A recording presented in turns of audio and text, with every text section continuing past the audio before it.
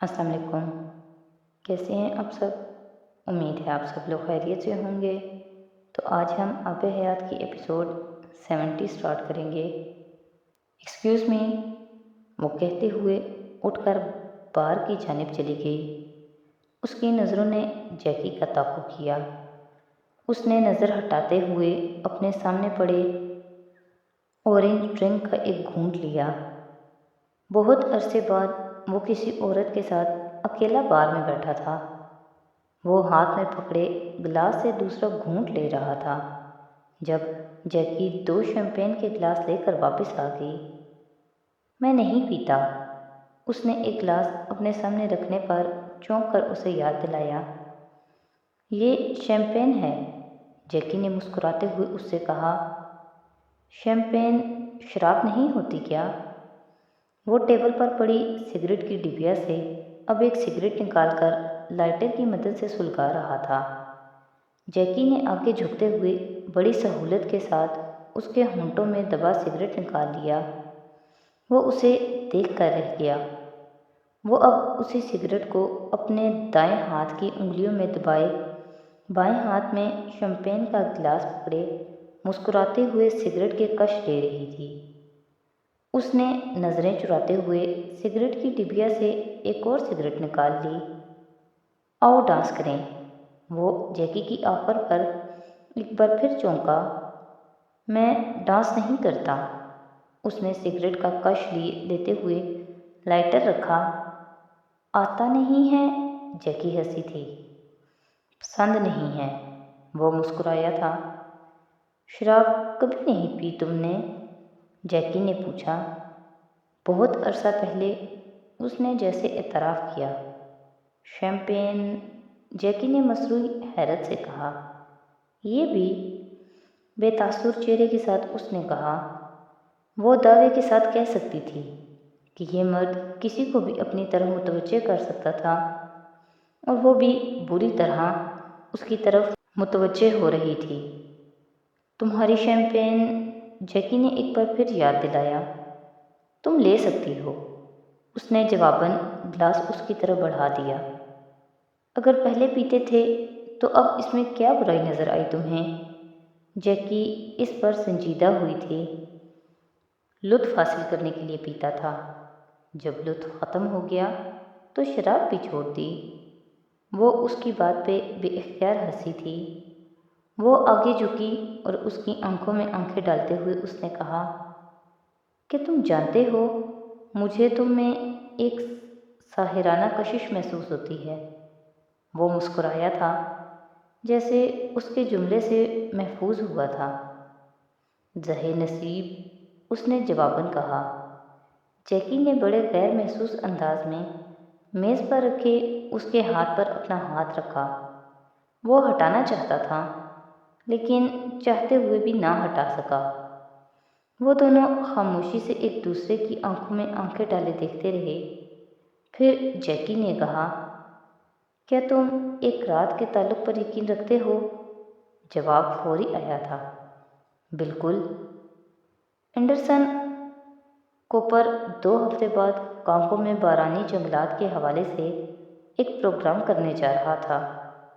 اس نے انگلینڈ اور یورپ کے اخبارات میں ایبکا کے انٹرویوز اور پگ میز کی بقا کے لیے چلائی جانے والی مہم کے بارے میں بنیادی معلومات حاصل لینے کے بعد اپنی ٹیم کے ایک فرد کے ذریعے سے اس سے رابطہ کیا تھا، اور آج ایبکا کو کوپر سے خفیہ ملاقات کرنی تھی، اور ایبکا خوشی سے بے قابو تھا۔ اسے اندازہ نہیں تھا کہ یہ کام اتنی جلدی ہو سکتا ہے۔ وہ واشنگٹن میں کئی دنوں سے کئی چینلز کے لوگوں سے ملتا رہا تھا اور امید و ناامید کے درمیان لڑک رہا تھا۔ ایبکا کو یہ اندازہ نہیں تھا کہ اینڈرسن کوپر کی طرف سے ملنے والی کال نے اس کی زندگی اور موت کا فیصلہ کر لیا تھا، مگر تاخیر بس تھوڑی سی ہوئی تھی۔ اس کی نگرانی کرنے والوں سے ایک سراسیمگی اور بدحواسی پھیلی تھی، ان لوگوں میں جنہوں نے یہ طے کرنا تھا کہ اب اچانک CNN کے منظر میں آ جانے کے بعد وہ فوری طور پر ایبکا کا کیا کریں۔ تشویش اس بات پر بھی ہوئی تھی کہ اگر ایبیکا اور پگمیز کے حوالے سے کوپر نے پروگرام کرنے کا فیصلہ کر لیا تھا تو اور کتنے ایسے صحافی تھے جو اس پروجیکٹ کے حوالے سے پروگرام کرنے کی تیاریوں میں تھے۔ ایبیکا جن چھوٹے موٹے چینلز اور جرنلسٹ کو بڑا اور طاقتور سمجھ کر واشنگٹن میں ان کے ساتھ ساتھ وقت گزارتا آ رہا تھا، وہ سب پہلے ہی ایبیکا کی نگرانی کرنے والوں کی فہرست میں شامل تھے، اور یہاں بھی ایبیکا کو مانیٹر کرنے والے لوگوں کو اچانک درپیش آنے والے چیلنج یہی تھا۔ اگر وہ پروگرام کوپر ایبیکا سے پہلے پیش کرنے کا ارادہ نہ کر چکا ہوتا تو CIA کے لیے کوپر کو اس ایفیشنسی صحافت سے روکنے کا واحد حل یہ تھا کہ ایبیکا کو اس تک کسی بھی قیمت پر نہ پہنچنے دیا جاتا، لیکن یہاں کوپر ایبیکا سے اس اسٹیج پر رابطہ کر رہا تھا جب مبادا اور اس کی ٹیم پہلے ہی اس ایشو پر بہت زیادہ کام کرنے کے بعد کانگو روانگی کی تیاری میں تھی۔ یہ تھا وہ چیلنج جس نے فوری طور پر ایبیکا اور کوپر کی ملاقات کے حوالے سے CIA کو پریشان کیا تھا، اور اس پریشانی میں اضافہ تب ہوا تھا جب ایبیکا اس کال ملنے کے فوراً بعد ہی واشنگٹن سے نیو یارک کے لیے چل پڑا تھا، اور جب تک ان کا اگلا لائحہ عمل طے ہوتا ایبیکا ٹائم وارنر سینٹر پہنچ چکا تھا۔ اینڈرسن کوپر کے ساتھ 2 گھنٹوں کی ایک گرما گرم نشست کے بعد وہ جب CNN اسٹوڈیوز سے باہر نکلا تھا تو ایبیکا کا جوش پہلے سے زیادہ بڑھ گیا تھا۔ اسے پہلی بار سالار سے رابطے کا خیال آیا۔ اینڈرسن کوپر کے ساتھ سوال و جواب کے اس آف کیمرا سیشن میں سالار سکندر کا ذکر بار بار آیا تھا کہ کیسے اس نے اس پروجیکٹ کے حوالے سے اس کے تحفظات کو سنجیدگی سے سنا اور 6 ماہ ان کے ساتھ ان جنگلات میں جا کر مقامی لوگوں سے حقائق اکٹھے کرتا رہا۔ سالار سکندر کے لیے اپنے ستائشی جذبات کوپر تک پہنچاتے ہوئے ایبیکا کو یہ اندازہ ہی نہ تھا کہ اس نے سالار سکندر کی زندگی کو خطرے میں ڈال دیا تھا۔ ایبیکا نے اس عمارت سے نکلنے کے بعد سینٹرل پارک کی طرف جاتے ہوئے بے حد خاموشی کے عالم میں سالار کو ٹیکسٹ کیا تھا۔ وہ اسے بتانا چاہتا تھا کہ وہ اب CNN تک رسائی حاصل کر چکا تھا۔ وہ ٹیکسٹ بہت لمبا تھا اور اس میں بہت کچھ تھا۔ سالار اس وقت اپنی فلائٹ پر تھا، اور جو کچھ گھنٹوں بعد جب وہ واشنگٹن میں اترا تب تک اس کے رابطوں کے تمام ذرائع زیر نگرانی آ چکے تھے۔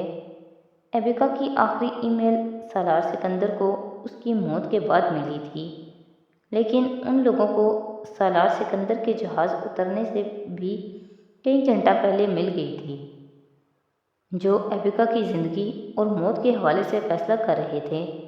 ایبیکا کی فوری موت انہیں نہیں چاہیے تھی، انہیں فی الحال کچھ گھنٹوں کے لیے اس کی زندگی چاہیے تھی۔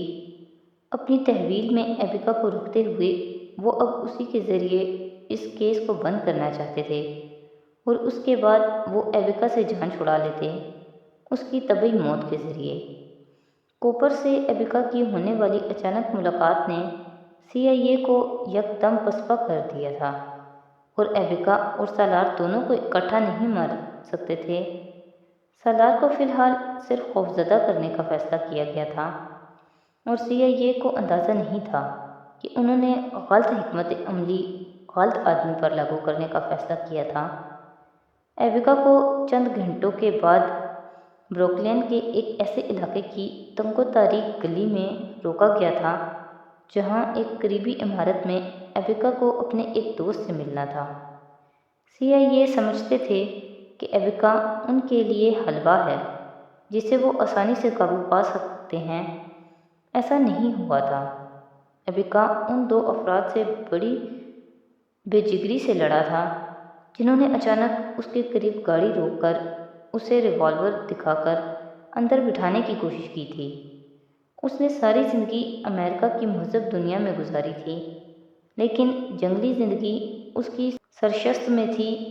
اسے اپنا دفاع کرنا آتا تھا، وہ خود لہو لہان تھا تو ان دونوں افراد کو بھی لہو لہان کر چکا تھا۔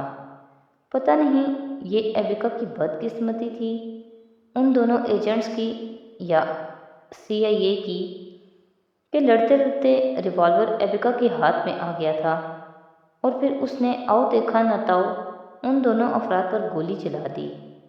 گولی ایک کو لگی تھی لیکن دوسرا خود پر ہونے والے فائر سے بہت پہلے اپنا ریوالور نکال کر ایبیکا پر 2 فائر کر چکا تھا جو اس کے سینے میں لگے تھے۔ ان فائرز نے اس سڑک پر چلتے راہگیروں کو وہاں سے بھاگنے پر مجبور کر دیا تھا اور انہی میں سے کسی نے پولیس کو بھی فون کیا تھا، لیکن پولیس کے آنے سے پہلے ہی وہ دونوں ایجنٹس شدید زخمی حالت میں تڑپتے ایبیکا کو گاڑی میں ڈال کر فرار ہو گئے تھے۔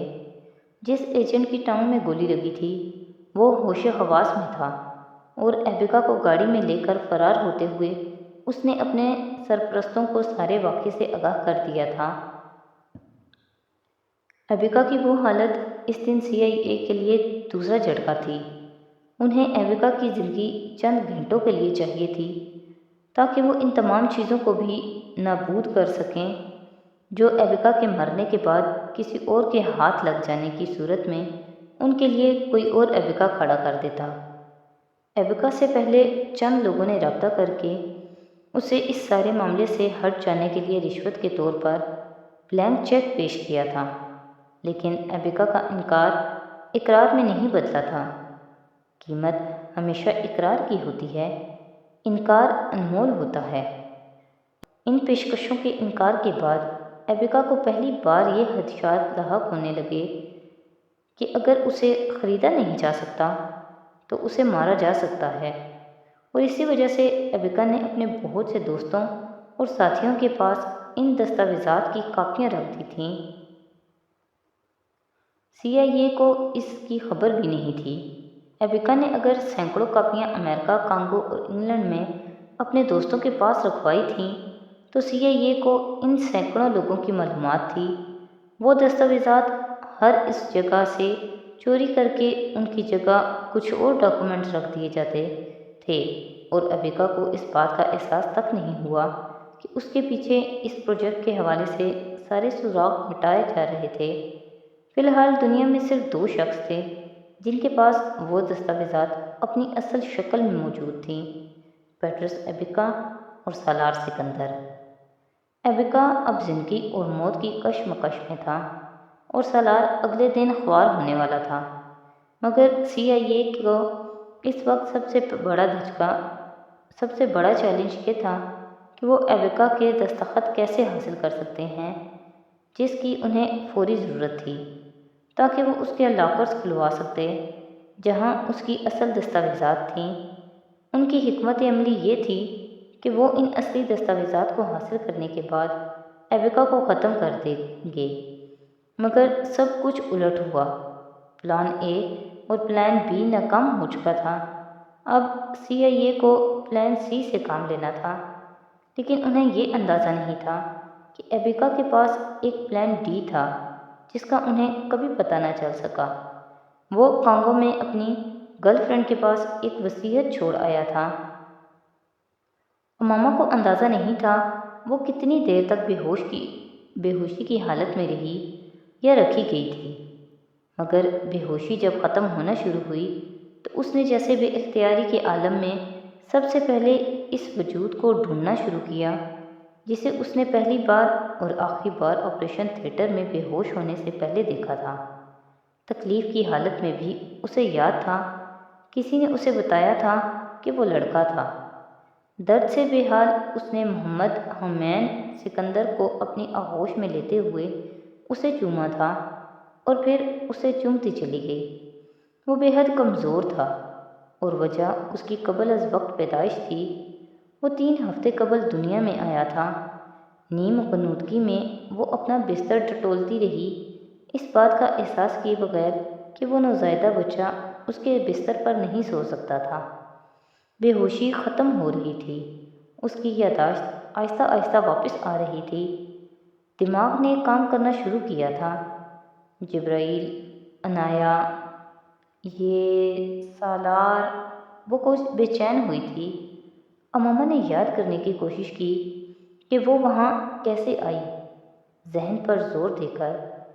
تو آج کی ایپیسوڈ یہیں پہ ختم کرتے ہیں۔ نیکسٹ ایپیسوڈ کے ساتھ کل پھر حاضر ہوں گے۔ تو اگر آپ کو میری ویڈیوز اچھی لگ رہی ہیں تو پلیز میری ویڈیوز کو لائک کریں، میرے چینل کو سبسکرائب کریں اور اپنے فیملی اور فرینڈ کے ساتھ شیئر کریں۔ بہت شکریہ۔